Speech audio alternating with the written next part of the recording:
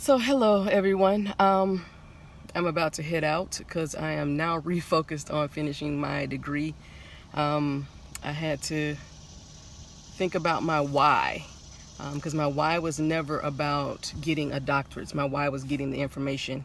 And now that I'm using the information for the community and to build my business, my strong why was no longer there. But I got it again, and I'll be finishing in December, and so that's why I'm headed to focus on work. But before I do, there's some things that I really want to talk about. I started this conversation at the We Rise conference during my keynote, and I've had a few encounters or conversations since then that I want to address. I'm going to speak for me. Yes, there's racism, and that's a huge issue in our communities related to inclusion and diversity. But racists, bigots, conservatives, whatever, people who don't align or think like me are not the biggest challenge for me, because I expect that from them.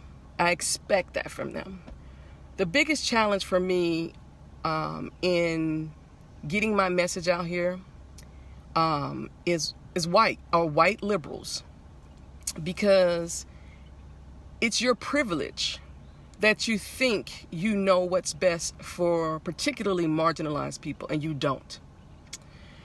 You've had the mic, you've had the platform, you've had the floor because we didn't have access to the same doors, to the same platforms as you. We do now. And we no longer need you speaking for us. What we need you doing is speaking and working with us. Actually, what I need you to do is work behind me. And so I'm having these conversations where privilege is making these statements about the platform Twitter, why I do what I do, why I don't block, all these things that make them uncomfortable.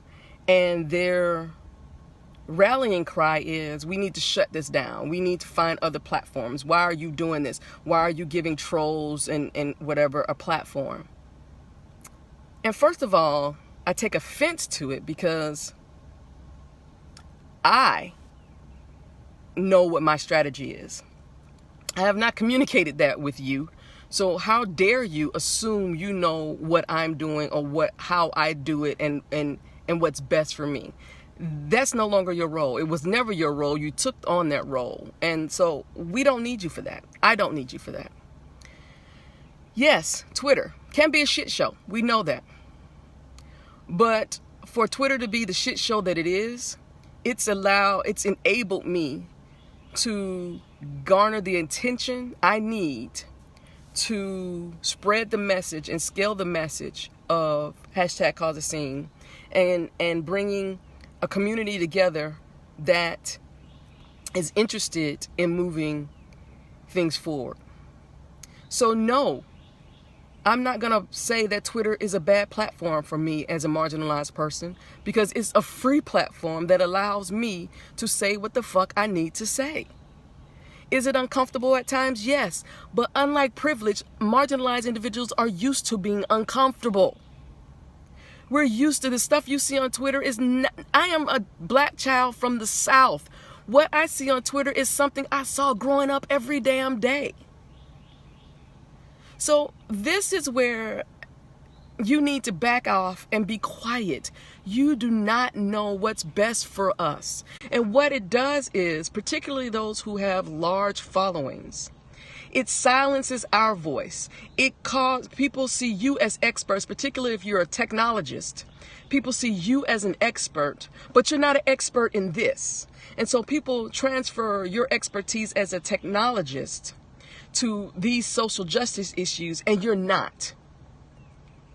And so what it does is silence me or have people question me or why I'm doing what I'm doing, when I know what I'm doing. I have a strategy from what I'm doing. It is working. I have data that shows that it is working. Then you get those white liberals who, because I don't think they can help themselves. Not all white people, not all Jews, not all this, not all that. Well, I'm of the opinion, and this is how I've lived my life, if someone's saying something that it's not pertaining to me, there's absolutely nothing I need to say. It's not about me. So I don't need to now make a scene and say, but not all. Because I knew it wasn't about me. Even if you meant it to be about me, it's not about me. So I don't pay it any attention. What I need these well-meaning, privileged white individuals, male and female, to do is to defer to the people who are the experts in this, as I would defer to you if I were building some platform that I had no idea how to do. This is not your lane. We don't need you to tell us how, when, and where to do what we do. What we need you to do is dismantle the system that's in place. And how do you do that? You listen to us. We tell you what we need. You can't tell us what we need. You cannot tell us what's inclusion. We will tell you based on our experiences, do we feel included? So I just had to say that because I don't find the people who don't agree with me to be my biggest challenge. I find people who have an idea, an agreement of what it is to the importance of an inclusive environment, but yet they still hold on to their privilege and think they can dictate what needs to happen in these spaces to make it so. And bottom line, white liberals, you are my biggest challenge. And I need you to be quiet and get out of the way and wait for us to tell you what to do. This is not your area of expertise. It is not. And it's okay. For the first time, you are not the experts. Rely on the experts to tell you what we need. And it also includes paying for our expertise. It does not come for free. So I'm heading off and I really got to get to work, but I really need to say that because that has been a frustrating thing for me over the last week, is white individuals challenging things that I'm saying, things that I'm doing. White individuals making these blanket statements because it's uncomfortable for them or they're having a challenge and making it seem like it's a blanket statement for all, particularly marginalized individuals, when these platforms are the only reason we have a voice now.